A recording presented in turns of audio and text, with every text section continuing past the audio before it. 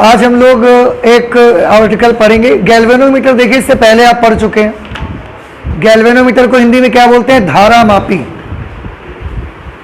अब गैल्वेनोमीटर से रिलेटेड एक चीज है जो आपके सिलेबस में है, और उसका ये है कि धारा मापी को अमीटर में रूपांतरण।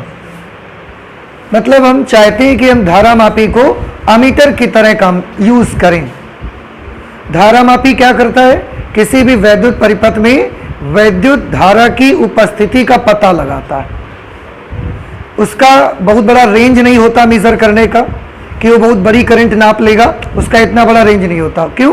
क्योंकि उसका यूज हम सिर्फ करते ही इसीलिए है किसी सर्किट में करंट का डिटेक्शन कर सके, बस पता लगा दे। एक सर्किट हमारे पास है, उस पर करंट जा रही है कि नहीं जा रही है, आंखों से तो नहीं दिखता ना हमको।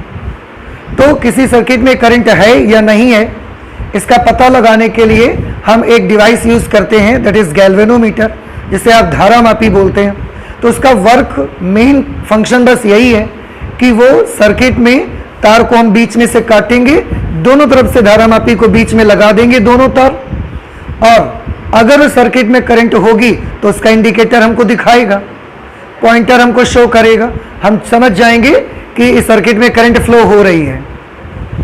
तो गैल्वेनोमीटर का जो ना फंक्शन है, मेन फंक्शन बस यही है कि वो किसी भी वैद्युत परिपथ में धारा की उपस्थिति बताता है आपको।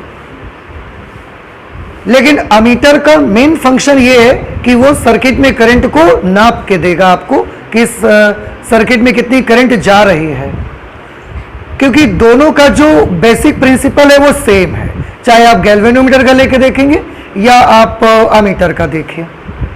इसलिए हम चाहते हैं, बाई चांस हमारे पास गैल्वेनोमीटर है पर हमारे पास अमीटर नहीं है, गैल्वेनोमीटर है हमारे पास लेकिन हमारे पास अमीटर नहीं है, तो हम चाहते हैं कि हमारा जो गैल्वेनोमीटर हो वो एक अमीटर की तरह बिहेव करे, और किसी भी सर्किट में अगर हमें इलेक्ट्रिक करंट को मेजर करना है, उसको हम नापना चाहते हैं तो वो नाप के हमें दिखा दे, हम ये चाहते हैं। अब गैल्वेनोमीटर है पर अमीटर नहीं है, फिर भी हम अमीटर चाहते हैं, करंट को मेजर करना चाहते हैं, तो क्या हम कर सकते हैं? आंसर है कर सकते हैं आप। उसमें आपके पास जो गैल्वेनोमीटर है उसमें थोड़े से आपको ट्रांसफॉर्मेशन करने पड़ेंगे, थोड़े से चेंजेस करने पड़ेंगे, and after certain changes you can use your galvanometer as ammeter। थोड़े से परिवर्तन करने के बाद आप गैल्वेनोमीटर को ही किसकी तरह प्रयोग कर सकते हैं? अमीटर की तरह। तो क्या करना चाहते हैं हम, कुछ समझ में आया आपको? फिर से बताइए मुझे, गैल्वेनोमीटर का मेन फंक्शन क्या है? किसी भी वैद्युत परिपथ में धारा की उपस्थिति का पता लगाना कि धारा है या नहीं है, बस डिटेक्शन करते हैं हम इससे। केवल थोड़ी बहुत करंट होगी नाप देगा, लेकिन सर्किट में बहने वाली काफी करंट है अगर ज्यादा, तो उसको ये नापने का काम नहीं आता। करंट को नापने के लिए मेनली हम यूज किसका करते हैं? अमीटर का प्रयोग करते हैं। तो हम चाहते हैं कि हमारा जो धारा मापी हो वो अमीटर की तरह बिहेव करे। कैसे करेगा? पहले तो अमीटर को समझना पड़ेगा आपको कि आखिरकार होता क्या है। देखो बड़ी सिंपल सी चीज है ना, अगर आप चाहते हो कि आप किसी की तरह एक्टिंग करो, यहां भी तो यही कराना चाहते हो। गैल्वेनोमीटर है बेचारा, उससे काम किसका करवाना चाहते हो? अमीटर का। तो वही तो है ना कि आप किसी की एक्टिंग करना चाह रहे हो। आप गैल्वेनोमीटर हो और अमीटर कोई एक्टर है और आप उसकी तरह रिएक्ट करना चाहते हो। तो अगर आप किसी की एक्टिंग करना चाहते हो तो क्या जरूरी है, पहले आप तो ये समझना पड़ेगा। बहुत सीधी सी चीज है यार। आपने डॉन पिक्चर देखी है? डॉन पिक्चर में पुराना अमिताभ बच्चन मर जाता है, फिर नए अमिताभ बच्चन को गांव से पकड़ के लाया जाता है उसको, और उसको बताया जाता है कि देखो आपको डॉन की तरह बिहेव करना है। तो उसको क्या सिखाया गया कि डॉन ऐसे चलता था, हर एक चीज सिखाई गई, फिर उसने वो चीज सीखी और उस तरीके से रिएक्ट किया। सिमिलरली गैल्वेनोमीटर को पकड़ के हम अमीटर की तरह बिहेव करवाना चाहते हैं, तो पहले इसको बताना पड़ेगा कि यार अमीटर करता क्या था आखिरकार। समझ रहे हैं आप? अमीटर क्या करता है, उसको सर्किट में हम कैसे लगाते हैं, ये सब चीज हम उसको सिखाएंगे पहले। जब वो सीख जाएगा फिर वो अच्छी एक्टिंग कर लेगा अमीटर की तरह। ठीक है? तो क्या सिखाएंगे? तो अमीटर के बारे में भी लगभग आप चीजें जानते हो। पहले अमीटर के बारे में सुनो। अमीटर एक ऐसी डिवाइस है जिसको हम किसी भी वैद्युत परिपथ में वैद्युत धारा को नापने के लिए प्रयोग करते हैं। और आप ये भी जानते हो कि अमीटर को परिपथ में हमेशा श्रेणी क्रम में लगाया जाता है। श्रेणी क्रम में क्यों लगाते हैं हम? श्रेणी क्रम में हम इसलिए लगाते हैं, जैसे हमारे पास ये कंडक्टर है और हम इसी करंट नापना चाहते हैं, तो हम इसी को काट के ना, इसी को बीच में से काट के जो दो तार मिलेंगे हमको, उसी बीच में हम अमीटर को लगा देंगे। भाई अमीटर से आप मेजर क्या करना चाहते हो? अमीटर से आप मेजर करना चाहते हो करंट जितनी सर्किट में बह रही है। तो अमीटर ऐसी जगह लगाओ जहां से पूरी करंट गुजरे। कुछ हमारी बात समझ में आ रही ना? अमीटर को ऐसी जगह लगाओ जहां से पूरी करंट गुजरे, उस जगह लगाओ उसको, ताकि पूरी करंट अमीटर में से जाएगी और आप नाप सकते हो। लेकिन अगर आपने समांतर क्रम में लगा दिया इसको, बाई चांस आपने पैरेलल में लगा दिया इसको, तो थोड़ी करंट तो इसमें से चली जाएगी और अमीटर से जाने वाली करंट पूरी तो नहीं जाएगी। तो जो करंट नपेगी वो केवल वो वाली नपेगी जो उस रास्ते पर जाएगी, पूरी करंट अमीटर नहीं नापेगा। इसलिए अमीटर को हम हमेशा ही कौन से क्रम में लगाते हैं? श्रेणी क्रम में लगाते हैं। समझ रहे हैं आप? अमीटर को हमेशा हम श्रेणी क्रम में ही लगाते हैं ताकि पूरी की पूरी करंट अमीटर में से गुजरे और हम पूरी की पूरी करंट को नाप ले कि कितनी जा रही है इसमें से। और यही, और अब देखो, जब आप अमीटर को श्रेणी क्रम में लगाओगे तो एक छोटा सा प्रॉब्लम आता है। आपने इससे पहले जब प्रतिरोध वगैरह के बारे में पढ़ा था तो एक चीज पढ़ी थी कि जब आप कभी श्रेणी क्रम में प्रतिरोध लगाते हो तो परिपथ का प्रतिरोध बढ़ जाता है कि घट जाता है? अगर किसी प्रतिरोध को आप परिपथ में श्रेणी क्रम में लगाओगे तो सर्किट का रेसिस्टेंस बढ़ जाएगा कि घट जाएगा? बढ़ जाएगा। याद रखिए, क्लास 10th में भी पढ़ा है आपने और 12th में भी आपको बताया गया, उसको पूरा डेरिवेशन करके दिखाया गया आपको। अब यहां प्रॉब्लम क्या होगी? अमीटर से हम करना क्या चाहते हैं? करंट मेजर करना चाहते हैं, तो अमीटर को सर्किट में लगाएंगे कैसे? श्रेणी क्रम में, ये हमारी मजबूरी है। समांतर में लगा देंगे तो पूरी करंट मेजर नहीं हो पाएगी, तो हम लगाएंगे उसको श्रेणी क्रम में। अब श्रेणी क्रम में लगा तो देंगे आप, लेकिन उसके अंदर जो कॉइल लगी होगी अमीटर के भीतर, एक कॉइल लगी होगी कुंडली, उस कुंडली का अपना खुद का भी तो प्रतिरोध होगा कुछ ना कुछ। वो भी तो तांबे का तार ही लिपटा हुआ है और तांबे के तार का प्रतिरोध जीरो तो नहीं होता ना। हाँ, कम होता है रेसिस्टेंस, लेकिन जीरो नहीं होता, पर उसकी कॉइल का कुछ ना कुछ रेसिस्टेंस रहेगा। तो जब आप उसे श्रेणी क्रम में लगा दोगे और तो सर्किट का प्रतिरोध क्या हो जाएगा? बढ़ जाएगा। अब सर्किट का प्रतिरोध बढ़ गया तो प्रवाहित होने वाली धारा का मान क्या हो जाएगा? धारा का मान कम हो जाएगा। हम करना क्या चाहते हैं? सर्किट में जितनी टोटल करंट है हम पूरी करंट नापना चाहते हैं, लेकिन उसके लिए एमीटर को श्रेणी क्रम में लगाया। श्रेणी क्रम में लगाने से परिपथ का प्रतिरोध बढ़ गया उसकी एमीटर की कॉइल की वजह से, और परिपथ का प्रतिरोध बढ़ गया तो करंट की वैल्यू कम हो गई। हम जिसको नापने बैठे वही कम आने लगा, तो फिर से हम नहीं नाप पाया, फिर से प्रॉब्लम हो गई। क्या ये सब चीजें समझ में आ रही है कुछ? तो इस प्रॉब्लम को अब दूर हमको कैसे करना है? हम क्या अमीटर को समांतर में लगा दें? आंसर इज नो, समांतर में तो नहीं लगेगा, नहीं तो पूरी करंट ही में मेजर नहीं कर सकते। एक काम करो, आप किसी भी तरीके से, किसी भी तरह से इस अमीटर का ना, जिसने श्रेणी क्रम में लग के परिपथ के प्रतिरोध को ज्यादा कर दिया है, यही तो प्रॉब्लम है आपकी, तो बस इसका प्रतिरोध कम कर दो। कैसे कम कर सकते हैं प्रतिरोध? तो हमारे पास बड़ा अच्छा साधन है प्रतिरोध कम करने का। हमने बोला एक काम करो, इसके समांतर क्रम में एक जो लो रेसिस्टेंस लगा दो। आपको याद होगा समांतर क्रम में जब आप प्रतिरोध लगाते हो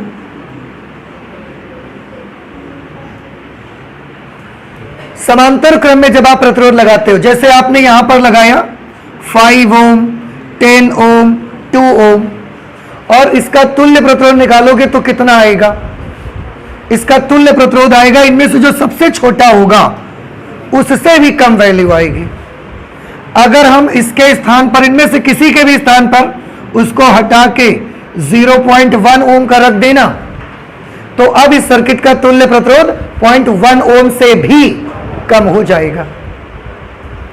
तो समांतर क्रम, श्रेणी क्रम, ये सब पढ़ा है आपने, और वहां से हमारे पास एक नॉलेज है कि समांतर क्रम में जब आप रेसिस्टेंस कनेक्ट करते हैं तो सर्किट का जो इक्विवेलेंट रेसिस्टेंस होता है, जो तुल्य प्रतिरोध होता है, वो वहां पर लगे हुए प्रतिरोधों में से जिसकी वैल्यू सबसे कम होती है उससे भी कम आंसर आता है। ये हमारे पास एक छोटा सा नॉलेज और है।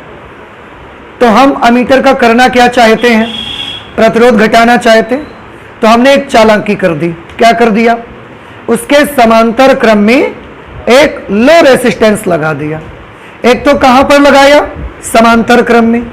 दूसरा कैसा प्रतिरोध लगा दिया, बहुत कम रेसिस्टेंस लगा दिया, 0.01 ओम लगा दिया। अब अमीटर का कितना भी प्रतिरोध होगा, अगर गैल्वेनोमीटर का प्रतिरोध या अमीटर का प्रतिरोध 10 ओम है, लेकिन हमने उसके समांतर क्रम में 0.1 ओम रेसिस्टेंस डाल दिया, अब पूरे सर्किट का रेसिस्टेंस कितना हो जाएगा, तो आंसर है 0.1 ओम से भी कम आ जाएगा। प्रतिरोध जैसे ही सर्किट का कम होगा, करंट फिर से फुल आना शुरू हो जाएगी और बड़े आराम से करंट को आप नाप लो। तो ये हमारा तरीका है। तो हमने धारा मापी का प्रतिरोध कम करने के लिए क्या अरेंजमेंट की, अरेंजमेंट ये की कि मैंने उसके समांतर क्रम में एक लो रेसिस्टेंस लगा दिया। लो रेसिस्टेंस, लो लगाने से फायदा आप समझ गए अब कि उससे भी कम वैल्यू हो जाएगी। तो जितना कम करना चाहते हैं रेसिस्टेंस, उतना कम लगा लो आप पैरेलल में उसके। तो ये समांतर क्रम में जोड़ने का बेनिफिट आपको मिल जाएगा, और जैसे ही प्रतिरोध कम हो जाएगा फुल करंट फ्लो होगी, और फुल करंट एमीटर से जाने की वजह से आप उसे नाप सकोगे। ये, और हाँ, ये जो प्रतिरोध हमने लगाया अभी अभी समांतर क्रम में लगाया, और कैसा प्रतिरोध लगाएंगे, उच्च लगाएंगे कि निम्न, निम्न लगाएंगे। इसका हमने एक नाम रखा, और इसका हमने नाम रखा शंट। शंट, SHUNT, शंट इसको बोला करेंगे। समझ आ गया कुछ आपको? तो इतना काम हमको करना है, और जैसे ही आप इतना काम करोगे फिर आपका जो गैल्वेनोमीटर है, जो अभी तक सर्किट में करंट को केवल डिटेक्ट कर पाता था, अब वो बड़ी से बड़ी करंट को क्या करना स्टार्ट कर देगा, नापना शुरू कर देगा। मींस ये अब एक अमीटर की तरह बिहेव करने लगेगा। आप कितनी ज्यादा धारा उससे नपवाना चाहते हैं, उस बेसिस पर उस पर शंट डालना पड़ेगा। आप जितनी ज्यादा करंट आपको नपवाना है, उसी के अकॉर्डिंग शंट आपको लगाने पड़ेगी उसमें। ठीक है, तो मैं चाहता हूं कि एक बार मैं फिर से सारी चीज आपको क्लियर कर दूं, और इसके बाद हम लोग उसको लिख लेते हैं। सबसे पहले मुझे बताते चले जाइएगा। बताइए, गैल्वेनोमीटर का काम क्या है? किसी भी वैद्युत परिपथ में धारा की उपस्थिति का पता लगाना। उधर अमीटर का काम क्या है? किसी भी वैद्युत परिपथ में प्रवाहित वैद्युत धारा को नापना। हम क्या चाहते हैं? हम चाहते हैं कि हमारे पास गैल्वेनोमीटर है और अमीटर नहीं है, तो आज हम गैल्वेनोमीटर से ना अमीटर वाला काम लेना चाहते हैं। उसके लिए गैल्वेनोमीटर को कैसे लगाओगे सब परिपथ में? आप श्रेणी क्रम में लगाओगे। अगर गैल्वेनोमीटर को श्रेणी क्रम में लगा दिया तो उससे प्रॉब्लम क्या आ जाएगी? अच्छा, पहले ये बताओ, श्रेणी क्रम में लगाओगे ही क्यों? श्रेणी क्रम में इसलिए लगाएंगे ताकि पूरी की पूरी करंट उसमें से नपे, पूरी की पूरी करंट उसमें से पास हो और हम नाप तो सके, इसलिए हम सीरीज में लगाएंगे उसको। सीरीज में लगाएंगे तो पर उसका लॉस क्या होना स्टार्ट हो जाएगा। श्रेणी क्रम में लगा देने से गैल्वेनोमीटर की अंदर जो कॉइल लगी हुई है ना, उसका खुद का प्रतिरोध इतना ज्यादा रहता है कि वो जैसी सीरीज में लगाओगे वो सर्किट का रेसिस्टेंस बढ़ा देगी। सर्किट के रेसिस्टेंस बढ़ने से क्या नुकसान होगा? जाहिर सी बात है, करंट कम हो जाएगी। तो जिस करंट को नापने हम बैठे थे कि करंट यहां से आएगी और हम पूरी करंट नाप लेंगे, गैल्वेनोमीटर लगा के हम बैठे तो करंट ही कम हो गई, आई ही नहीं करंट। आप क्या करें, करंट आए भी और गैल्वेनोमीटर लगा भी रहे, ऐसा कोई व्यवस्था करनी पड़ेगी। फिर हमने ऐसा अरेंजमेंट सोचा कि करंट आई नहीं, क्यों नहीं आई, क्योंकि प्रतिरोध बढ़ गया, तो बस प्रतिरोध को कम करने का काम कर लो। प्रतिरोध को कम कैसे करा जा सकता है, समांतर क्रम में उच्च प्रतिरोध लगा दे कि निम्न प्रतिरोध लगा दो। जैसे ही आप पैरेलल में लो रेसिस्टेंस डालोगे, उसके तुरंत उसकी कॉइल का रेसिस्टेंस कम हो जाएगा और उसमें से फुल करंट आना स्टार्ट हो जाएगी। और फिर आप बैठे ही इसीलिए नापने के लिए, जब फुल करंट आने लगे तो नाप लो। जैसे बड़ी सिंपल सी चीज है, आप अगर चाहते हो कि यहां से जो बच्चे निकलें उनको हम काउंट करें कितने बच्चे निकल रहे हैं, तो आप वहां पर खड़े होगे जाके तो पूरे बच्चे काउंट कर सकते हो। रोड पे अगर खड़े हो जाओगे जाके तो पूरे बच्चे काउंट कर सकते हो, या यहीं दरवाजे पर खड़े होकर आप काउंट कर सकते हो, यही खड़े होकर काउंट कर सकते हो। क्यों? क्योंकि कुछ इधर भी निकल जाएंगे, इसीलिए हम उसको सीरीज में ही लगा देते हैं, ऐसे मेन जगह पर जहां से पूरी करंट का निकास हो। और वो जो प्रतिरोध हम लगाते हैं समांतर में, वो एक तो निम्न प्रतिरोध होगा, दूसरा नाम उसका क्या रख दिया हमने, शंट नाम रख दिया। धारामापी का जो प्रतिरोध होगा उसको हम जी से लिखा करेंगे, गैल्वेनोमीटर रेसिस्टेंस जी। शंट जो समांतर में लगाएंगे उसके प्रतिरोध को हम एस से लिखा करेंगे, नाम ही रख दिया हमने शंट, तो एस से लिख देंगे तो हमें याद भी रहेगा ज्यादा से ज्यादा। ठीक है, तो एक काम करते हैं, ये सारी चीजें जो बताई है मैंने उसको हम लोग नोट कर लेते हैं, ठीक है, फिर ज्यादा अच्छा लगेगा और छोटा सा कैलकुलेशन, काम खत्म। हमने लिखा है धारामापी का प्रयोग किसी वैद्युत परिपथ में वैद्युत धारा की उपस्थिति का पता लगाने के लिए किया जाता है। पहले हमने आपको धारामापी का परिचय दिया, फिर अमीटर का परिचय दिया कि अमीटर का उपयोग किसी वैद्युत परिपथ में होने वाली वैद्युत धारा प्रवाहित होने वाली वैद्युत धारा के मापने के लिए किया जाता है। और यह भी बताया कि उसको वैद्युत परिपथ में सदैव कैसा लगाते हैं, श्रेणी क्रम में लगाते हैं, ताकि आप धारामापी भी जान जाओ और आप अमीटर भी जान जाओ, जिससे एक को दूसरे में बदलने में थोड़ी सी आसानी हो आपको। फिर हमने लिखा कि अब धारामापी को अमीटर की तरह प्रयुक्त करने के लिए उससे भी श्रेणी क्रम में लगाते हैं, क्योंकि हम तो अमीटर को श्रेणी में लगाते हैं, ताकि, और क्यों श्रेणी में लगाया, ताकि परिपथ में प्रवाहित संपूर्ण धारा इसमें से गुजरे और हम संपूर्ण धारा को नाप लें। और अगर हम समांतर में लगा देते तो ये काम नहीं कर पाते फिर, क्योंकि आधी धारा इधर चली जाती, जो थोड़ी उसमें से जाती वही तो नपती। परंतु जैसे ही धारामापी को परिपथ में श्रेणी क्रम में लगाते हैं, उसके अंदर लगी कुंडली के प्रतिरोध के कारण उसके अंदर कॉइल लगी रहती है। गैल्वेनोमीटर पढ़ते समय आपने देखा है, कुंडली के प्रतिरोध के कारण परिपथ का प्रतिरोध बढ़ जाता है, क्योंकि श्रेणी में लगाया आपने उसको, तथा परिपथ में वैद्युत धारा घट जाती है। प्रतिरोध बढ़ेगा, करंट अपने आप कम हो जाएगी, तो फिर से संपूर्ण धारा नहीं नापती।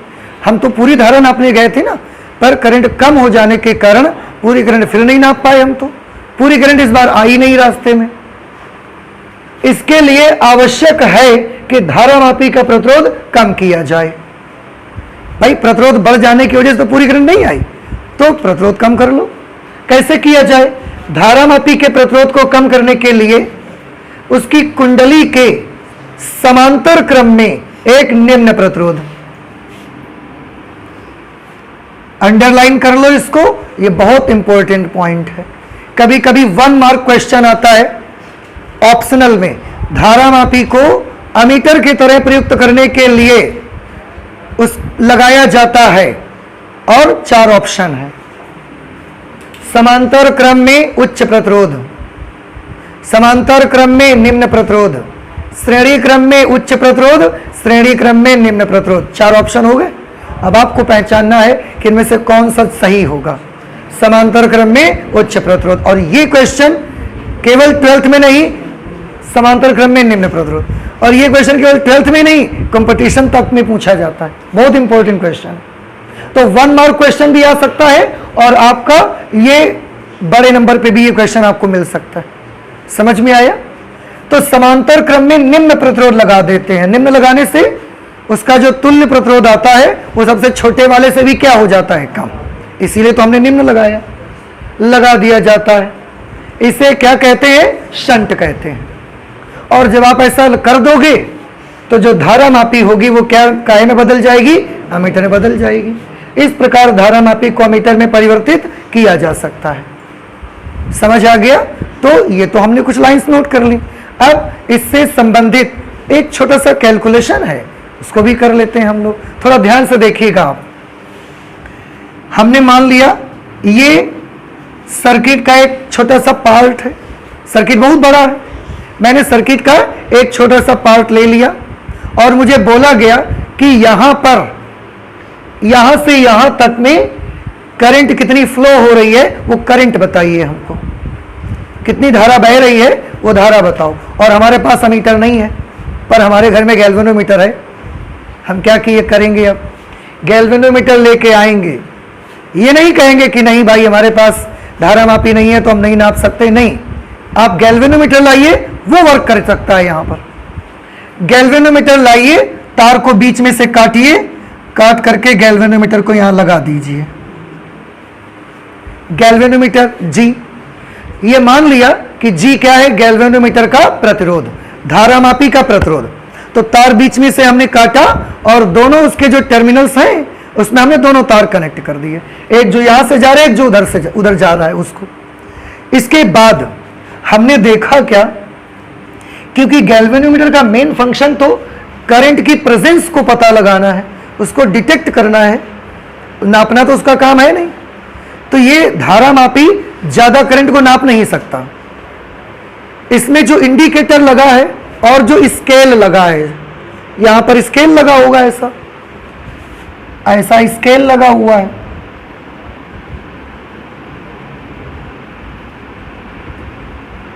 और ये यहां पर अगर गैल्वेनोमीटर है, जीरो है, या जैसा भी हमने उसको कैलिब्रेट किया है, बनाया है, ये उसकी ऐसे नीडल उस पर लगी हुई है। तो ये क्या होता है, बाय चांस इसका जीरो हमने यहां लिया है और ये इसका इंडिकेटर ऐसा दिखा रहा है। जैसे हम इस पे लगाएंगे तो गैल्वेनोमीटर स्पेशली डिजाइंड होता है सिर्फ करंट की प्रेजेंस को पता लगाने के लिए, नापने के लिए तो होता नहीं है। तो इसका अगर थोड़ा बहुत नापता भी है, लेकिन पर बहुत कम करंट को नापता है। अब बाई चांस ये केवल डिजाइन किया गया है 2 माइक्रो एम्पियर करंट को मेजर करने के लिए बस, और हम इससे नापना चाहते हैं 20 माइक्रो एम्पियर करंट।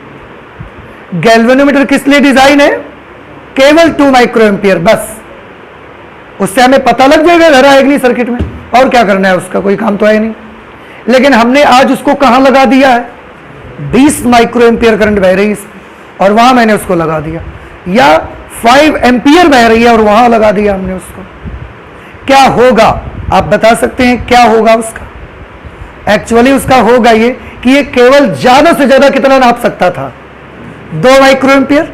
तो 2 माइक्रो एम्पियर में ही इसका इंडिकेटर यहां पर आ जाता होगा। फिर तो जैसे हम आपसे बोलेंगे कि ये स्केल केवल और केवल 24 इंचेस तक नाप सकती है या 60 सेंटीमीटर तक नाप सकता है। इसका मतलब क्या है कि 60 सेंटीमीटर के बाद ये पटरी खत्म हो जाएगी। हमने आपको बोला कि ये जो हमारे पास एक स्केल है ये उससे भी ज्यादा मेजर कर सकता है, ये मेजर कर सकता है 39 इंचेस तक और 100 सेंटीमीटर तक। तो हमने बोला कि ये 100 सेंटीमीटर तक नाप सकता है। What it means? It means कि 100 सेंटीमीटर के बाद इसके खांचे खत्म हो जाएंगे, इसका काम खत्म हो जाएगा। तो अभी मैंने आपको बताया कि गैल्वेनोमीटर खास डिजाइंड है 2 माइक्रो एम्पियर करंट नापने के लिए। इसका क्या मतलब है? इसका मतलब है ज्यादा से ज्यादा इसका इंडिकेटर जैसे ही 2 माइक्रो एम्पियर करंट जाएगी इसमें, पूरा ही ऐसे आ जाएगा। अब उसके बाद अगर आप 3 एम्पियर दे भी दोगे, 3 माइक्रो एम्पियर, तो क्या होगा? उसका तो पूरा इंडिकेटर ऐसे जा चुका है। अब आपने 2 के बजाय इसमें अगर 1.5 दिया तब तो ये यहां तक आएगा, 2 दे दोगे तो कहां तक चला जाएगा? पूरा किनारे तक। किनारे पर यहां पर एक छोटा सा कील लगी रहती है, उस पर आके ऐसे कील लगी हुई तो उस पर आके ऐसे अटक जाता है, फिर उसके आगे नहीं जा पाएगा। अगर कील ना लगी होए तो ये तो पूरा इसे आ जाए, गिर जाए। तो कील लगी रहती है उस पर। तो अगर आप 2 माइक्रो एम्पियर से नीचे करंट दे रहे हो, अगर 1 दोगे तो यहां तक आएगा, 1.5 माइक्रोएम्पियर दे दिया, यहां तक आ जाएगा। 2 माइक्रोएम्पियर दे दिया, अटक जाएगा कील में जाकर के, क्योंकि केवल 2 ही माइक्रोएम्पियर तक तो नाप सकता था। अब आप माने नहीं, आपने 3 माइक्रोएम्पियर दे दिया, क्या होगा? अटका है तो अटका रहेगा, क्या आगे बढ़ेगा?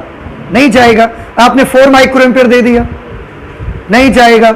लेकिन 2 माइक्रोएम्पियर देने से पूरा स्केल पार करके यहां पर अटक जाएगा। इसीलिए हम उस करंट को बोलते हैं पूर्ण विक्षेप की धारा।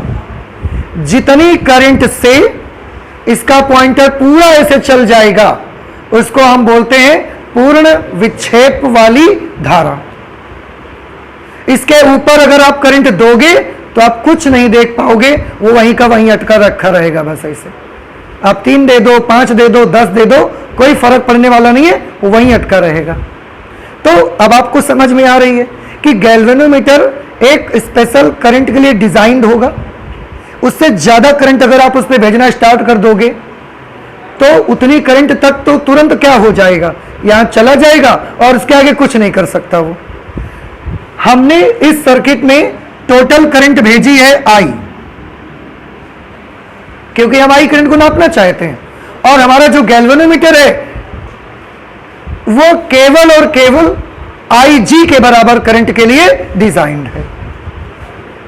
तो ये IG करंट जैसे ही इस पे पहुंचेगी तुरंत इसका इंडिकेटर क्या हो जाएगा, पूरा ऐसा चला जाएगा। बाकी करंट का क्या होगा? I में से IG तो जाएगी केवल इस पे, अब पूरी भेज भी दोगे तो वो नापेगा नहीं। इसीलिए तो हम उसके समांतर क्रम में क्या करने वाले हैं, एक शंट लगाने वाले हैं। तो हमने क्या किया, इसके पैरेलल में यहां पर हमने एक प्रतिरोध तार लगा दिया।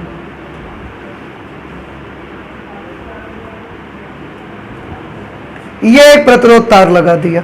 अब देखो ध्यान से, IG धारा जब जाएगी तो IG धारा जाने से ही इसका क्या हो जाएगा, पूरे स्केल का विक्षेप हमें मिल जाएगा। और यहां से भेज कितनी रहे टोटल हम, I करंट। तो I में से IG करंट तो इस रास्ते पे जाएगी, बाकी पूरी की पूरी करंट इस रास्ते से फिर आ जाएगी। तो कितनी करंट इस रास्ते में आएगी? I करंट टोटल है, IG केवल गैल्वेनोमीटर में जाएगी, तो बाकी कितनी बची? I minus IG। कौन सा नियम लगाया आपने?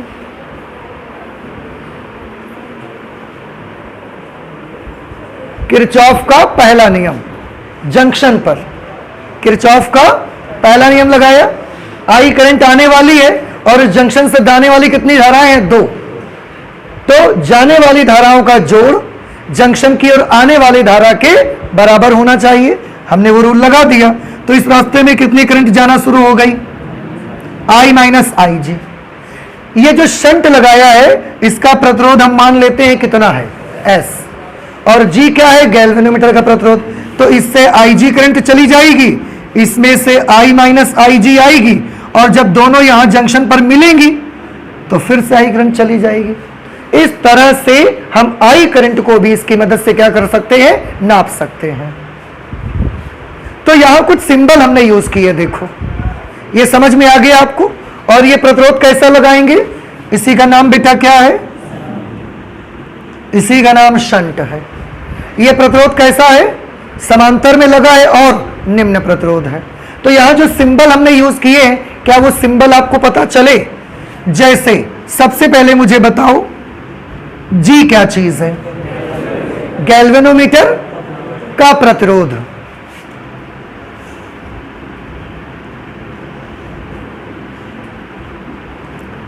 गैल्वेनोमीटर, गैल्वेनोमीटर ये आप कह सकते हो धारा मापी, धारा मापी का। देखो अच्छा, आप इससे कंफ्यूज तो नहीं हो रहे हो? धारा नापता कौन है, अमीटर कि गैल्वेनोमीटर? अमीटर नापता है धारा की गैल्वेनोमीटर? अमीटर। तो जब हम धारा मापी कहते हैं तो आप अमीटर के बारे में तो नहीं सोचने लगते हो। धारा मापता कौन है, अमीटर, लेकिन धारा मापी नाम किसका है, गैल्वेनोमीटर का। नहीं समझ में आया? ये चीज याद रखिएगा, कंफ्यूज मत होइएगा। अच्छा, S क्या माना है बताइए? समांतर क्रम में जो हमने निम्न प्रतिरोध लगाया है उसका प्रतिरोध। तो शंट का प्रतिरोध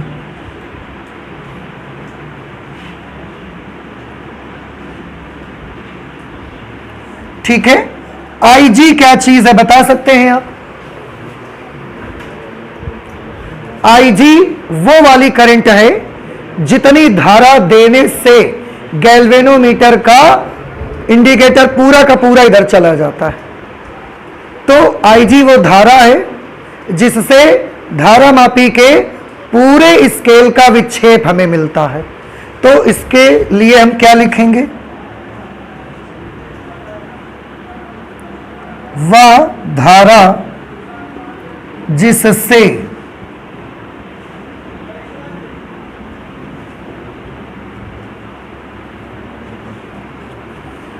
पूर्ण स्केल का विक्षेप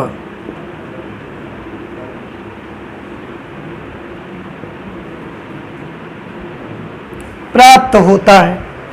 IG करंट जाएगी और पूरा इंडिकेटर चला जाएगा इसका, और हम I नपवाना चाहते हैं इसलिए हमने I भेजा है और उसी के लिए इसके पैरेलल में अरेंज की गई है। तो अब बताइए I क्या चीज है, यहां पर बता सकते हैं? वह धारा है जिसको हम नापना चाहते हैं। समझ आया आपको? तो यहां लिख देंगे वह धारा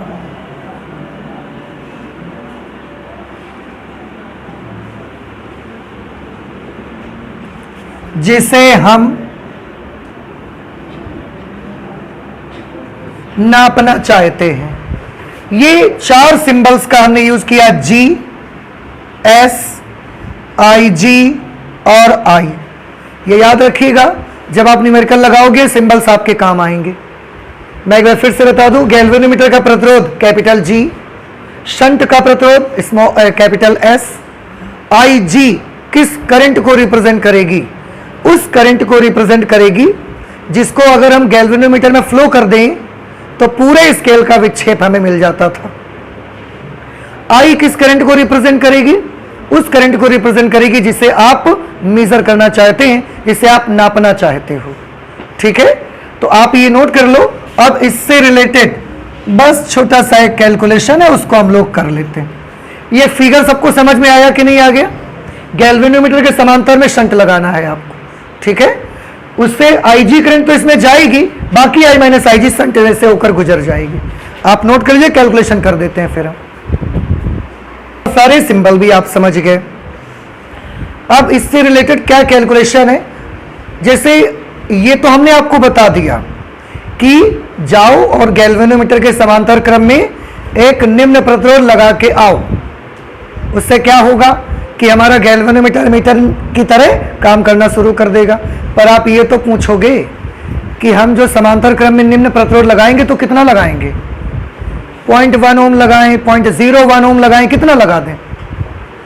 उसकी तो वैल्यू बताओ। तो हम उसके लिए कैलकुलेशन करना चाहते हैं कि यहाँ जो पैरेलल में हम ये शंट लगाएंगे ना, उसका रेसिस्टेंस क्या होगा। और बड़ा इजी कैलकुलेशन है, आप एक नजर देखेंगे आपको समझ में आ जाएगा।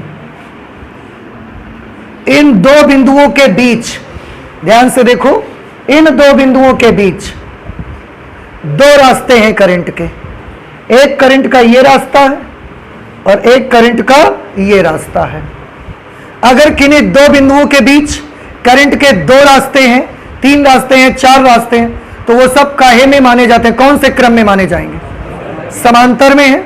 और समांतर क्रम की एक खास बात आपने देखी है, समांतर क्रम में इस रास्ते का विभवांतर और इस रास्ते का विभवांतर, दोनों विभवांतर आपस में कैसे होते हैं? बराबर। याद करिए, श्रेणी क्रम में पोटेंशियल डिफरेंस डिस्ट्रीब्यूट हो जाता था, करंट सब में सेम रहती थी। समांतर क्रम में करंट सब में डिस्ट्रीब्यूट होती है और पोटेंशियल डिफरेंस सबका सेम रहता है। इसका मतलब साफ है कि धारामापी के सिरों के बीच का विभवांतर और शंट के सिरों के बीच का विभवांतर दोनों आपस में कैसे होने चाहिए? बराबर होने चाहिए। तो यहां हम लिख देंगे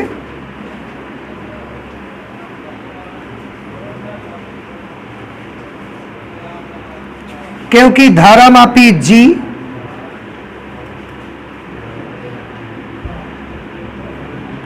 तथा शंट S परस्पर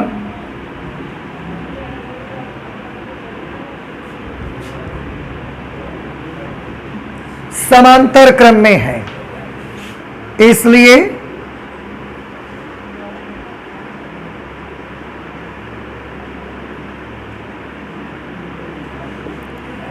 धारामापी के सिरों के बीच विभवांतर की जो वैल्यू है वो शंट के सिरों के बीच विभवांतर के बराबर होना चाहिए।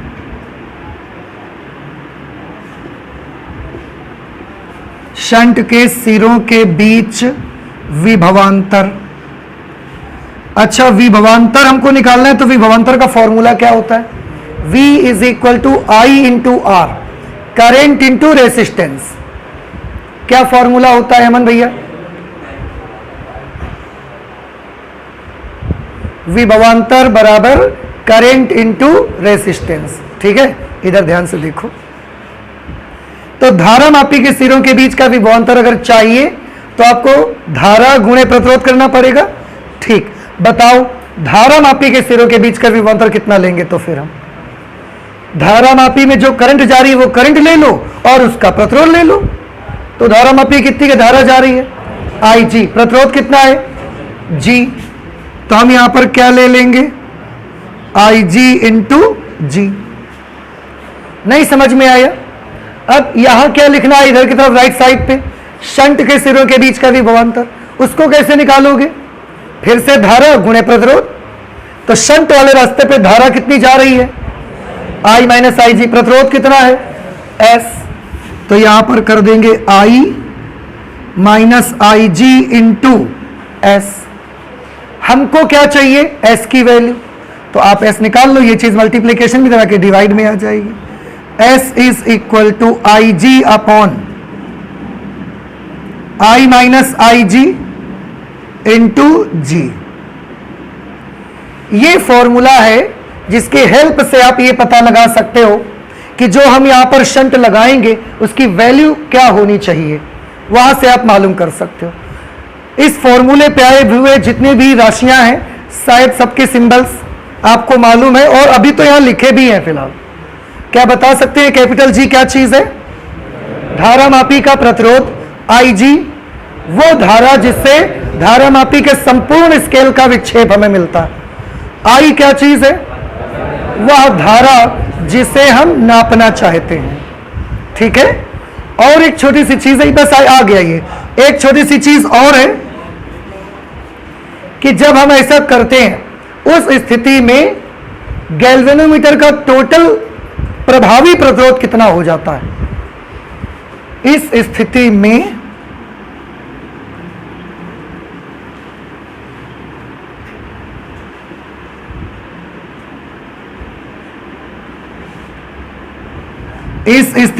गैल्वेनोमीटर का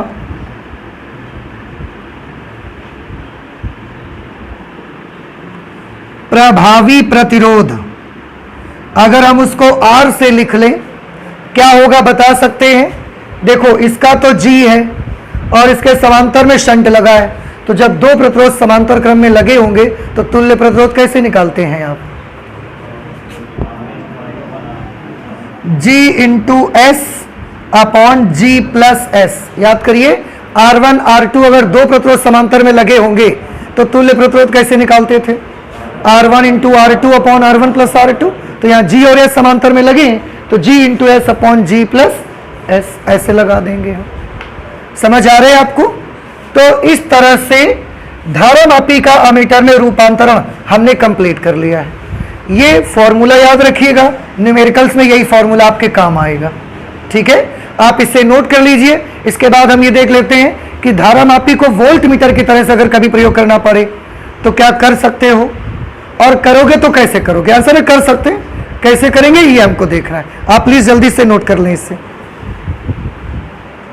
धारामापी का वोल्ट मीटर में रूपांतरण कैसे करेंगे इसको देखना है मुझे। फिर से वही बात आ जाएगी कि अगर धारामापी को आप वोल्ट मीटर की तरह काम करवाना चाहते हो तो पहले वोल्ट मीटर का एक्शन तो मालूम हो आपको कि वो क्या करता है। देखिए मैं आपको बताऊं और फिर से गौर से सुनिएगा। वोल्ट मीटर धारामापी के बारे में आप जानते हो। वोल्ट मीटर का काम यह है कि वो परिपथ के किन्हीं भी दो बिंदुओं के बीच का विभवांतर नापता है। सर्किट पे जैसे ये हमारे पास एक तार है और हम चाहते हैं कि मुझे इन दो बिंदुओं के बीच का विभवांतर नापना है कि इन दो पॉइंट्स के बीच में कितना पोटेंशियल डिफरेंस है, हम वो मेजर करना चाहते हैं। तो उसके लिए हम वोल्ट मीटर को क्या करते हैं, उन दो बिंदुओं के बीच जाके और समांतर क्रम में लगा देते हैं। ये वोल्ट मीटर का कनेक्शन है। और जैसे ही आप उन दो बिंदुओं के बीच इसको लगाओगे, वो वोल्ट मीटर क्या करेगा, उन दोनों बिंदुओं के बीच का कितना विभवांतर है वो उस पे आ जाएगा। तो वोल्ट मीटर का काम क्या होता है, परिपथ के किन्हीं भी दो बिंदुओं के बीच का विभवांतर नापना। और परिपथ में हम इसको लगाते कैसे हैं, परिपथ में हम इसको हमेशा ही समांतर क्रम में लगाते हैं। जिन दो बिंदुओं के बीच का विभवांतर हमें नापना होता है उसके पैरेलल में हम इसे कनेक्ट कर देते हैं, और वो हमें नाप के विभवांतर बता देता है कि 2 वोल्ट है, 4 वोल्ट है, 5 वोल्ट है, वो हमको बता देता है। अब आप थोड़ा सा सोचिए जरा, इसका काम केवल क्या करना होगा, वोल्ट मीटर का परिपथ के दो बिंदुओं के बीच विभवांतर नापना है कि करंट नापना इसका काम है। इसका काम केवल विभवांतर नापना है, करंट का नापना तो इसका काम है नहीं। तो हम चाहते ये हैं कि जब हम इसको पैरेलल में यहां लगाएं ना, पैरेलल में लगाएंगे तो जब तार आप जोड़ेंगे तो जो करंट यहां से आ रही होगी ना, वो थोड़ी सी करंट उसमें भी चली जाएगी। आपने वोल्ट मीटर क्यों लगाया है, पोटेंशियल डिफरेंस मेजर करने के लिए, ना कि करंट मेजर करने के लिए। तो हम चाहते ये हैं कि उसमें से करंट बिल्कुल मत जाए। भाई वोल्ट मीटर आपने क्यों लगाया है, पोटेंशियल डिफरेंस मेजर करने के लिए कि धारा नापने के लिए, पहले ये बताओ। पोटेंशियल डिफरेंस नापना है ना, आपको करंट तो नहीं नापनी। तो अगर धारा नापना ही नहीं है तो हम बेशक चाहते हैं कि उसमें धारा मत जाए, हमें धारा थोड़ी नापनी है। तो हम चाहते हैं कि हम जब लगाएं तो वो ऐसा लग जाए कि उस रास्ते पर करंट जानी नहीं चाहिए, फिर पूरी की पूरी करंट अपना मेन पाथ से जाए, और जो वो पोटेंशियोमीटर जो वोल्ट मीटर लगा हुआ है उस पर एक भी करंट ना जाए।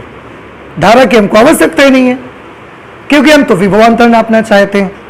अब कनेक्शन जोड़ा है तो थोड़ी बहुत धारा तो चली ही जाएगी यार। और आपने लगाया क्या है, धारा मापी, जिसको हमेशा किस काम में लाते रहे थे उसके पहले आप धारा की उपस्थिति का पता लगाने के लिए। और कौन से क्रम में लगाते थे आप, श्रेणी क्रम में। श्रेणी क्रम में लगाते थे, करंट की उपस्थिति पता लगाते थे, तो प्रतिरोध बहुत ज्यादा तो नहीं होगा उसका, समझ आ रहा है, होगा पर बहुत ज्यादा नहीं रहा होगा, क्योंकि अगर बहुत ज्यादा होता तो धारा ही ना जाती उससे, और उपस्थिति कैसे पता लगाते थे आप, फिर तो बहुत हाई रेसिस्टेंस नहीं रहा होगा। तो हम जब उसे सर्किट में समांतर क्रम में लगाते हैं आकर के ना, तो वो मेन सर्किट से थोड़ी सी करंट ले लेता है। अब मेन सर्किट से करंट ले लेता है, हम चाहते हैं धारा मत ले, लेकिन यो धारा ले रहा, अब क्या करा जाए, तो प्रॉब्लम है ना। कुछ बात समझ आ रही है हमारी यार, तुम लोगों को आती रहती है कि बस ऐसा ही आई बात समझ में, बताओ अच्छा समझ में आई, देखे आपको कितना समझ में आया। वोल्ट मीटर का काम बताइए पहले, परिपथ के किन्हीं भी दो बिंदुओं के बीच का क्या धारा नापने का काम करता है वो। तो आप क्या चाहते हो, उस रास्ते पर धारा जाए कि ना जाए। अरे जब उसको धारा नहीं नापना है तो मत जाए, धारा किसको नापना है, मीटर, तो उसके रास्ते पर जाए ना। वोल्ट मीटर के रास्ते में क्या करी जाके धारा, समझ रहे हैं आप, वोल्ट मीटर में धारा नहीं जानी चाहिए। अब गैल्वेनोमीटर जब हम लगाते हैं जाकर के समांतर में, तो वो मेन सर्किट से थोड़ी बहुत करंट ले ही लेता है। तो हम क्या चाहते थे कि धारा ना जाए, और वो धारा ले रहा है। अब क्या किया जाए, उसका रास्ता बंद करना पड़ेगा हमको। अब रास्ता सर्किट में कैसे बंद करोगे कि उधर धारा एक भी मत जाए। तो हमारे पास एक तरीका है कि उस रास्ते का क्या कर दिया जाए, प्रतिरोध घटा दिया जाए या बढ़ा दिया जाए, बढ़ा दिया जाए, क्योंकि I का फॉर्मूला होता है V/R। अगर आप चाहते हो कि उस रास्ते पर धारा मत जाए तो उसका प्रतिरोध क्या कर दो, ज्यादा कर दो। जितना ज्यादा प्रतिरोध कर दोगे करंट उस रास्ते पर जाने वाली उतनी ही कम हो जाएगी, हमारा काम हो जाएगा। तो हम अब इस बार गैल्वेनोमीटर का प्रतिरोध क्या करना चाहते हैं, बढ़ाना कि घटाना? बढ़ाना चाहते हैं। अमीटर में बदल रहे तो क्या करना चाहते थे, घटाना चाहते थे, ताकि पूरी करंट उसमें से जाए। और जब वोल्ट मीटर की तरह प्रयोग कर रहे हैं तो प्रतिरोध कैसा करना चाहते हैं, ज्यादा, ताकि एक भी करंट इसमें मत आए। अब आप मुझे ये बताइए, आपने series combination, parallel combination resistors के पढ़े हुए हैं, कौन सा कॉम्बिनेशन कर दें ताकि गैल्वेनोमीटर रास्ते पर कोई धारा मत जाए? प्रतिरोध बढ़ाना है ना, तो बढ़ाने के लिए कौन सा कॉम्बिनेशन करोगे बताइए?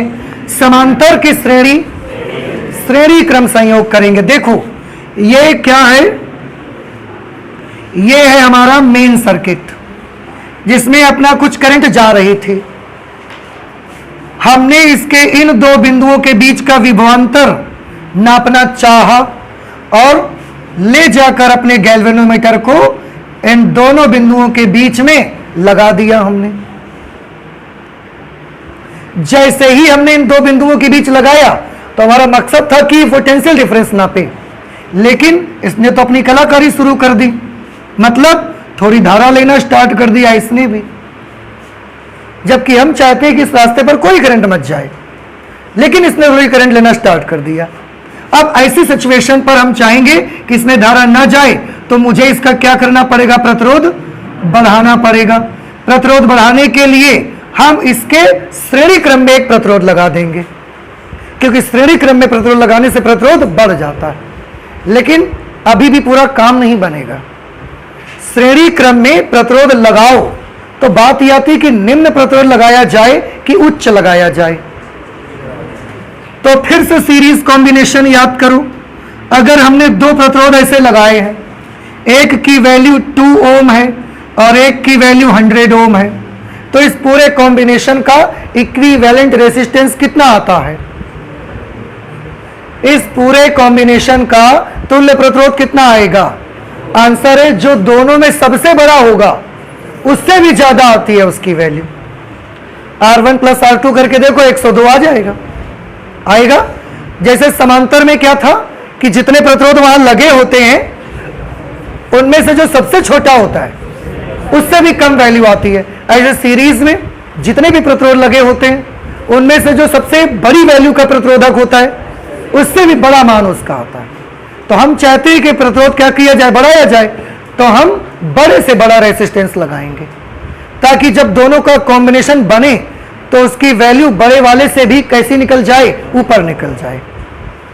तो दो बातें, एक तो गैल्वेनोमीटर के साथ एक तार लगाना रहेगा आपको, प्रतिरोध तार।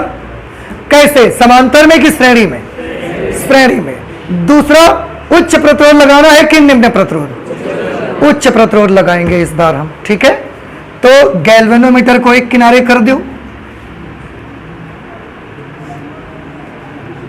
ये गैल्वेनोमीटर, और इसके साथ ये श्रेणी क्रम में हमने एक उच्च प्रतिरोध लगा दिया। आप चाहें इसको आप शंट बोल सकते हैं, ठीक है। और सीरीज में लगा, उच्च प्रतिरोध लग गया। अब इसमें करंट का क्या होगा? क्या अब इसमें करंट बिल्कुल नहीं जाएगी? देखो ऐसा तो नहीं हो सकता भाई। क्यों? इससे पहले आपको याद होगा जब हम लोग पोटेंशियोमीटर पढ़ रहे थे, पोटेंशियोमीटर विभव मापी, तो उस वक्त गैल्वेनोमीटर और वोल्ट मीटर और पोटेंशियोमीटर का एक डिफरेंस आपको बताया गया था। क्या डिफरेंस था? जो गैल्वेनोमीटर होता है वो विद्युत धारा के चुंबकीय प्रभाव पर आधारित यंत्र है। इसमें अगर धारा का बिल्कुल बंद कर दिया हो तो काम ही करना बंद कर देगा ये, क्योंकि ये किस पर आधारित है? विद्युत धारा के चुंबकीय प्रभाव पर। करंट जाएगी, चुंबकीय प्रभाव बनेगा, ये काम करेगा। अगर करंट को बिल्कुल ही रोक देंगे आप, विद्युत धारा ही नहीं जाएगी, चुंबकीय प्रभाव बनेगा नहीं, तो ये वर्क भी नहीं करेगा। देखिए, तो आप करंट को बिल्कुल जीरो नहीं कर सकते भाई, कम कर सकते हो लेकिन करंट को बिल्कुल जीरो कर दोगे उस दिन फिर आपका ये काम भी करना बंद कर देगा। इंडिकेटर चलेगा ही नहीं, जीरो पे बना रहेगा, कहाँ जाने पाइयो तुम, कुछ जान नहीं पाओगे आप। इसलिए थोड़ी बहुत धारा जाए दो, बिल्कुल स्टॉप मत करिए, करंट को जाने दीजिए आप।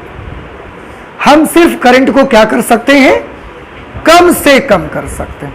और कम से कम कैसे कर सकते हैं, रेसिस्टेंस को बढ़ा के, तो बस वही कर रहे हैं। अब इस समय हम जब इसमें भेजेंगे फिर भी कुछ करंट जाएगी, पर अब वो करंट पहले की तुलना में कैसी हो जाएगी, बहुत कम हो जाएगी, क्योंकि ये गैल्वेनोमीटर वाले रास्ते पे करंट जा रही है। तो मैंने मान लिया कि कितनी करंट है, ये IG करंट है। और हम इससे जो विभवांतर नापना चाहते हैं, मैंने मान लिया कि हम कितना विभवांतर नापना चाहते हैं, V वोल्ट। पहले ये नहीं नाप पाता था V वोल्ट, पहले इसके बाई चांस मैंने बोल दिया आपको कि पहले ये सिर्फ 2 वोल्ट नाप पाता था बस, और हम चाहते हैं कि हम इसे 10 वोल्ट नपवाएं, तो फिर यह रेंज आपको करना पड़ेगा। इसके श्रेणी क्रम में एक उच्च प्रतिरोध आपको लगाना पड़ेगा। और अब हम चाहते हैं कि इससे कितना विभवांतर नापा जा सके, V विभवांतर इसकी मदद से नापा जा सके। ठीक है, फिलहाल प्रोसीजर समझ गए हैं आप कि वोल्ट मीटर में अगर बदलना है गैल्वेनोमीटर को तो आपको करना क्या रहेगा। मेन प्रोसेस ये है कि आपको उसके श्रेणी क्रम में एक उच्च प्रतिरोध लगाना पड़ेगा, और ऐसा करने से जितना विभवांतर आप चाहते होगे वो विभवांतर आप उसकी क्षमता के अनुसार नाप लोगे। ठीक है, पहले इसको हम नोट कर देते हैं और कैलकुलेशन वाला पोर्शन हम बाद में कर लेते हैं। ठीक है, आप भी नोट करिए जल्दी से। वोल्ट मीटर एक ऐसा उपकरण है जिसका उपयोग परिपथ के किन्हीं भी 2 बिंदुओं के बीच का विभवांतर नापने के लिए प्रयोग में लाया जाता है। इसे वैद्युत परिपथ में सदैव समांतर क्रम में लगाते हैं। ठीक, ये वोल्ट मीटर का परिचय। उसके बाद धारामापी को वोल्ट मीटर की तरह प्रयुक्त करने के लिए परिपथ के 2 बिंदुओं के बीच समांतर क्रम में लगाते हैं। इसको भी हमने लगाया समांतर क्रम में भाई, क्योंकि धारामापी की कुंडली का प्रतिरोध अपेक्षाकृत कम होता है, इसलिए धारामापी वाले रास्ते में भी कुछ वैद्युत धारा प्रवाहित होने लगती है, जिससे अब क्योंकि धारामापी वाले रास्ते में धारा जाना शुरू हो जाएगी, जिससे परिपथ के दोनों बिंदुओं के बीच विभवांतर की सही माप नहीं मिलती, बल्कि कुछ कम हो जाती है। आपको मैं एक छोटी सी और एक एग्जांपल से बताऊं। वैसे मैंने आपको याद दिलाया कि जब हम पोटेंशियोमीटर पढ़ रहे थे उस समय मैंने बताया था आपको, पर एक छोटी सी चीज देखो आप जरा। एज एग्जाम्पल, ये एक प्रतिरोध है, suppose this is 100 ohm resistance, और यहां से करंट जा रही है 5 एम्पियर। तो क्या आप बता सकते हैं इन 2 बिंदुओं के बीच का विभवांतर कितना आएगा? V बराबर I into R, I into R, 5 into 100 किया हमने, कितना आया? तो इन दोनों के बीच का विभवांतर कितना है? 500 वोल्ट। इतना समझ आ गया? लेकिन ऐसे तो दिखेगा नहीं ना हमको, तो हम क्या लाए, हम एक वोल्ट मीटर लेके आए, उसको लगाया इन दोनों बिंदुओं के बीच में कि ये नाप के हमको बताएगा। जब हमने इसको लगाया यहां पर कि ये हमको इन 2 बिंदुओं के बीच का विभवांतर नाप के बताएगा, तो जैसे ही लगाया 5 एम्पियर में से थोड़ी करंट इधर जाना शुरू हो गई, और हमने क्या देखा, इधर करंट जाने लगी 1 एम्पियर।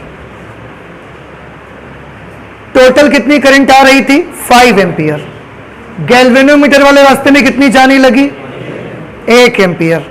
तो जो मेन सर्किट है उसमें अब कितनी जा रही होगी? पूरी 5 आई, उसमें से 1 तो ऊपर निकल गई, अब बची कितनी? 4। वो 4 एम्पियर इसमें से जाएगी। तो जब 4 एम्पियर इसमें से जाएगी, यहां से केवल अब 4 एम्पियर जा रही है। इसका प्रतिरोध कितना है? 100 ओम। करंट कितनी है इसमें? 4 एम्पियर। इसके सिरों के बीच का विभवांतर क्या होगा? I into R, I into R, 4 गुणे 100 कितना आया? 400। तो हमने क्या देखा, एक गैल्वेनोमीटर लाए और गैल्वेनोमीटर लगा दिया मैंने इस पर, इसके दोनों बिंदुओं के बीच गैल्वेनोमीटर हमें लगा दिया, और हमने देखा कि गैल्वेनोमीटर ने हमको कितना बता दिया? 400। इसको हटा दिया और उसके बाद हम यही सोचते रहे कि इन दोनों बिंदुओं के बीच का विभवांतर कितना है, 400। क्यों? क्योंकि हम तो गैल्वेनोमीटर पर भरोसा करते थे, किसने सही बताया होगा, क्योंकि उसको नापने के लिए बना है ये।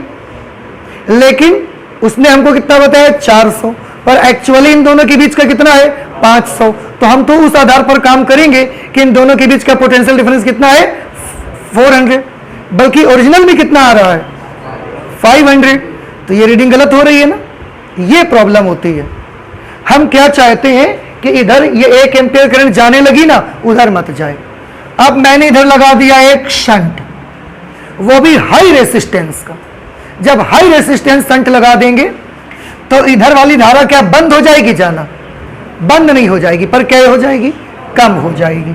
बाई चांस इधर जाने लगी 0.1 एम्पियर करंट, पहले कितनी जा रही थी 1, अब 10 गुना कम हो गई करंट, तो 0.1 एम्पियर जा रही है, इसका काम बन जाएगा, चल जाएगा उत्ते से। अब मेन रास्ते में कितनी करंट जाएगी बताइए, 5 में से 0.1 एम्पियर निकल गई ऊपर, तो इसमें कितनी आ गई, 4.9 एम्पियर अब आ गई। अब अगर इसके सिरों के बीच का विभवांतर ये पढ़ेगा तो कितना पड़ेगा, I इंटू आर, 4.9 गुणे 100 कितना आ जाएगा, 490। तो अब उन दो बिंदुओं के बीच का विभवांतर कितना आया, 490। ओरिजिनल में कितना है, 500। तो ठीक है, फिर 500 है और 490 उपकरण दिखा रहा है तो सही है। लेकिन 500 है और केवल 400 दिखा रहा था, ये तो सही नहीं था, बहुत ज्यादा डिफरेंस था। लेकिन अगर 500 है और 490 दिखा रहा है तो लगभग करीब करीब सही दिखा रहा है। फिर तो वो कुछ बात हमारी समझ में आ रही है। इसलिए बेहद जरूरी है, अगर आप एक्यूरेट वैल्यू पोटेंशियल डिफरेंस की चाहते हो, क्या करना जरूरी है, इधर वाले रास्ते का क्या बढ़ा दिया जाए, वही हम कर रहे हैं बेटा यहां पे। अगर आप ये नहीं करोगे तो 500 का 400 नापे रही हो फिर बैठे। समझ रहे हो हमारी बात को, ये होगा, ध्यान रखिए आप। तो एक्यूरेसी के लिए जितना रेसिस्टेंस हाई कर देंगे उधर का, उतना अच्छी वैल्यू नप के आ जाएगी आपकी। बिल्कुल 100% करेक्ट होगी ये नहीं कहता, बट इट विल बी, ये बहुत नजदीक आ जाएगी, बहुत नियर बाई वैल्यू आपको मिल जाएगी उसकी। ठीक है, इसलिए हमने ये श्रेणी में संट लगाया हुआ है। तो अभी आपको पता चला, सही माप नहीं मिलती बल्कि कुछ कम मिलती है। जब 1 एम्पियर जाने लगी थी तो 400 मिल रही थी, और जबकि थी कितनी, 500, कम मिल रही थी ना। इसके लिए अब एक ही खातिर क्या करा जाए वो देखो।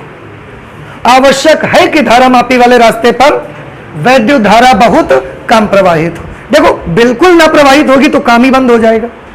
जाए पर उसके जीने भर के लिए जाए, जिए भरे का खाओ, बस उसके जीने भर के लिए जाएगी, वो करे रहे काम, मरे ना, बस उतनी करंट जाए, प्रवाहित हो तथा ज्यादा से ज्यादा धारा कहां प्रवाहित हो, ये हमारे मेन सर्किट में जानी चाहिए।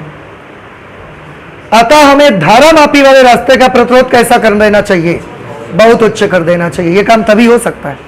अब कैसे उच्च करोगे आप, इसके लिए धारा मापी के श्रेणी क्रम में एक उच्च प्रतिरोध लगा देते हैं।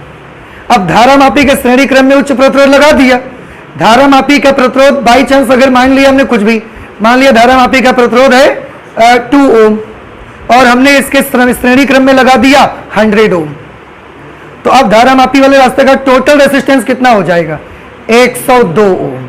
बहुत ज्यादा हो गया, और करंट जो 1 एम्पियर जा रही थी अब वो 0.1 एम्पियर हो जाएगी उधर की तरफ, और अच्छी वैल्यू नाप के दे देगा आपको। इस प्रकार धारा मापी को वोल्टमीटर में परिवर्तित किया जा सकता है। क्या आपको ये बात समझ में आई, आ गया समझ में? अब जो एक छोटा सा कैलकुलेशन है वो मैं करना चाहता हूं, आप देख लीजिए। यहां पर फिर से कुछ सिंबल यूज किए गए हैं। बताइए, अगर आप जानते हैं तो एस बताइए क्या है, जी बताइए क्या है, आई जी बताइए क्या है, और फिर वी भी बताइएगा क्या है। पहले एस बताइएगा, शंट का प्रतिरोध।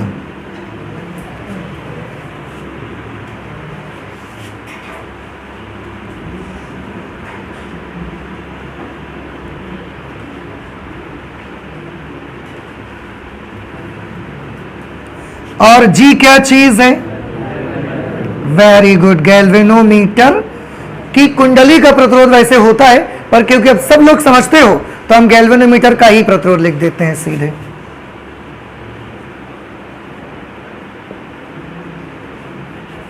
आईजी बताइए क्या है? वह धारा जिससे पूर्ण स्केल का विक्षेप मिलता है।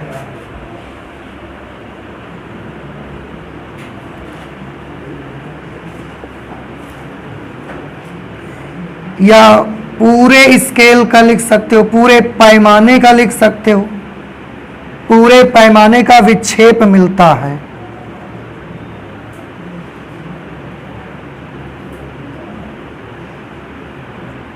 ठीक।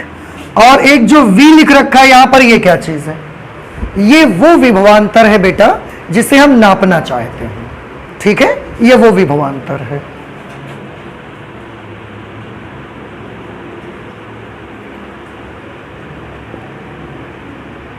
विभवांतर जिसे हम मापना चाहते हैं।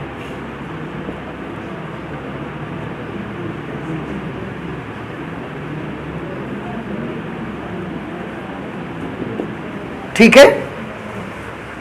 अब एक छोटा सा कैलकुलेशन और इसके बाद इसका काम खत्म। देखो क्या कैलकुलेशन, गौर से देखिए सभी लोग। इन दो बिंदुओं के बीच का विभवांतर कितना है? V। आप सोचो आपको इसे पता, नापना चाहते हैं तो हम इसी को, और इसी को हमने क्या मान लिया है? V। जैसे हमने बोला कि हम 10 वोल्ट का विभवांतर नापना चाहते हैं, इसका मतलब क्या हुआ कि इन दो बिंदुओं के बीच का विभवांतर 10 वोल्ट होगा, तभी तो आप नापना चाहते हो। तो इन दो बिंदुओं के बीच का विभवांतर कितना है? V volt. अब जितना इन दो बिंदुओं के बीच का है उतना ही तो इस रास्ते का भी होगा। समझ रहे हैं आप? अगर इस रास्ते का भी उतना ही होगा तो इसका विभवांतर V और इसका विभवांतर दोनों कैसे होने चाहिए? बराबर होने चाहिए। तो हम V बराबर क्या लिख सकते हैं? विभवांतर कैसे बनाया जाता है? I into R, current into resistance, वैद्युत धारा गुणे प्रतिरोध। इनके सिरों के बीच का विभवांतर V लिख दिया। इधर वाले का विभवांतर देखो, I इंटू R, कितनी करंट जा रही है इस पे? IG। और इस रास्ते का प्रतिरोध बता सकते हैं आप मुझे? S plus G। Very good. कैसे? पहले G था केवल गैल्वेनोमीटर का, आपने S श्रेणी क्रम में लगा दिया। अगर 2 ओम और 3 ओम के प्रतिरोध श्रेणी क्रम में लगाओगे तो तुल्य प्रतिरोध कितना आएगा? 5 ओम। कैसे निकाला आपने? जोड़ दिया आपने। तो ऐसे ही अगर S ओम और G ओम श्रेणी में लगे होंगे तो तुल्य प्रतिरोध कैसा आएगा? S plus G। तो I into S plus G। समझ आया? हमें तो संट का प्रतिरोध चाहिए, तो पहले IG इधर भेजो, कर दें, यहां सबको दिख जाएगा। तो ये बना S प्लस G बराबर V अपॉन IG। देखो ये IG V के साथ भाग में आ गया, और दूसरी तरफ क्या बचा? S plus G। तो अगर आपको S निकालना है तो क्या करना पड़ेगा? V अपॉन IG, और ये G उधर पहुंच जाएगा। ये फॉर्मूला उस वक्त आपको मिल जाएगा।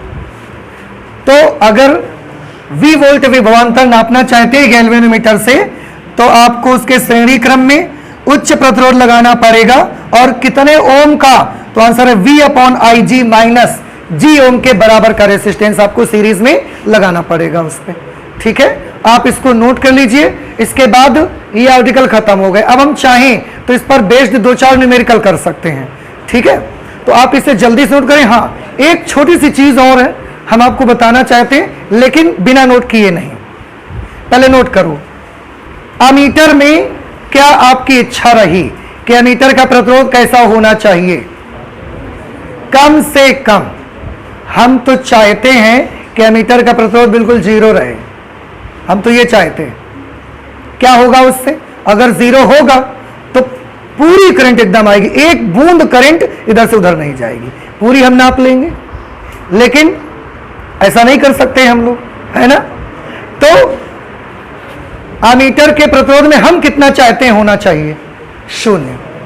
कभी कभी एक क्वेश्चन पूछा जाता है, एक आदर्श अमीटर का प्रतिरोध कितना होता है? तो आंसर है एक आइडियल एमीटर अगर है तो उसका रेजिस्टेंस 0 होता है। लेकिन क्या 0 प्रतिरोध वाला एमीटर मिलेगा? Answer is no. हमारे पास ऐसा मटेरियल नहीं है इसका प्रतिरोध 0 हो। तो फिर जो एमीटर आपको मिलते हैं तो इसका आदर्श एमीटर ना है? आंसर है नहीं है। तो फिर वो कैसे एमीटर है? अच्छे हो सकते हैं लेकिन आइडियल एमीटर बन जाए ये क्वालिटी नहीं कर सकते हम उस पर। समझ रहे? तो आदर्श एमीटर का प्रतिरोध कितना होता है? 0। लेकिन हमें आदर्श एमीटर मिलता है क्या? नहीं मिल पाता। तो हम कैसा एमीटर बना सकते हैं? अच्छे से अच्छा एमीटर बना सकते हैं। उसका प्रतिरोध कैसा होना चाहिए? कम से कम, जितना पॉसिबल हो सके आपसे। तो एक तो ये याद कर लो कि एक आदर्श एमीटर का प्रतिरोध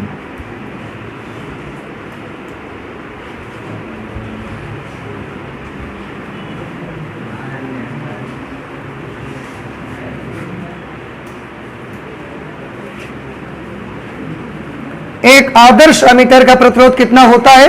0। पर याद रहे इस एमीटर को हम पा नहीं सकते, यह एमीटर हमें नहीं मिल सकता क्योंकि हमारे पास ऐसा मटेरियल नहीं है जिसकी कॉइल अगर बनाई जाए तो उसका प्रतिरोध 0 हो जाए। अगर हम सिल्वर की भी कॉइल बना देंगे तो भी उसमें कुछ ना कुछ प्रतिरोध रहता है, कम हो जाएगा लेकिन 0 नहीं कर सकते आप। तो एक आदर्श एमीटर का प्रतिरोध कैसा होता है? 0। लेकिन आदर्श एमीटर हमें नहीं मिलता है। तो हम कैसे एमीटर से काम चलाते हैं? अच्छे से अच्छे एमीटर से। और अच्छे से अच्छे एमीटर की क्या पहचान है? फिर उसका प्रतिरोध कम से कम होना चाहिए। इसी तरह से वोल्ट मीटर में हमने क्या करने की कोशिश की थी? वोल्ट मीटर में आप याद करिए, वोल्ट मीटर में हम चाहते थे कि उसका प्रतिरोध कैसा हो? अधिक से अधिक। हम तो ये चाहते थे कि वोल्ट मीटर वाले रास्ते पर ना करंट ही मत जाए, लेकिन मजबूरी हमारी थी, करंट नहीं जाएगी तो काम भी तो नहीं करेगा। वो करंट नहीं भेजते थे तो काम करने से मना कर देता था। तो हमें मजबूरन उसको थोड़ी बहुत घूस देनी पड़ती थी कि ले यार तुम काम तो करो अपन कम से कम।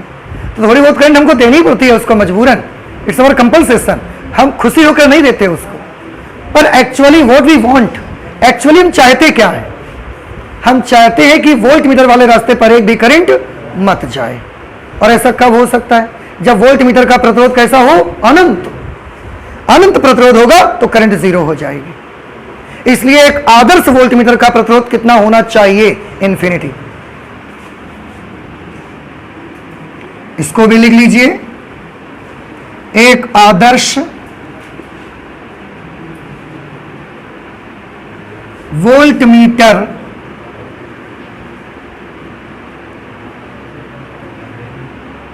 का प्रतिरोध इन्फिनिटी ओम का होना चाहिए।